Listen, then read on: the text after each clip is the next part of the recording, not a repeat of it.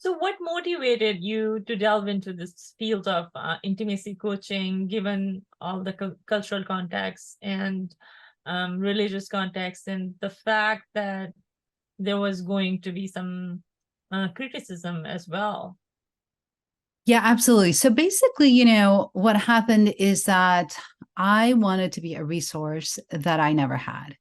And, growing up in a conservative community, I figured that, we definitely didn't learn anything about this. And I think that most women don't. And to be honest, I don't think it really matters that we're Muslim. I think that a lot of women, I have a lot of clients that come to me that are, Catholic, Christian, that are brought up very strict.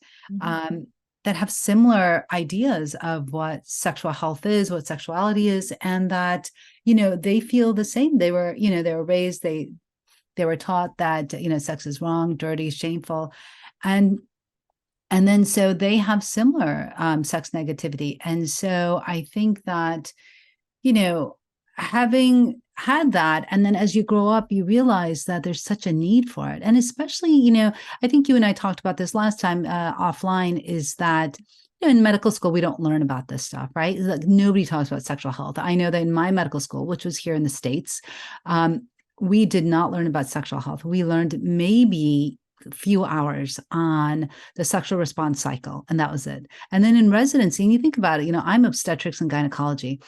We did not learn anything at all about sexual health. Nothing. I mean, 4 years, granted, and OB, as you know, is a very intense residency. So we're focused on babies, we're focused on, reproduction, we're focused on infertility, we're focused on all these different aspects of a woman's health. But we don't talk about menopause, we don't talk about perimenopause, and we don't talk about sexual health. So, these are like glaring voids in our residency programs. And so, as I was practicing, and I'm still practicing as an OB-GYN, I realized that there was this huge gap in our curriculum, and I wanted to be able to fill it. And so I learned to fill it on my own. I took a year-long course through the University of Michigan, online, that was on sexual counseling and education. And then I became a coach through Rutgers University. And so that's really what motivated me, is that I wanted to be the resource I never had. Yeah, and I really want to applaud you for that, because I know how lonely it is when you start.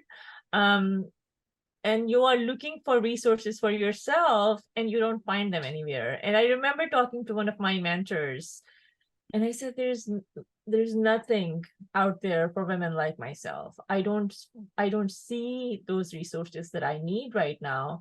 And she said, well, you're gonna have to create them. So good for you for doing that. Yeah, Because thank I you. understand how hard it is.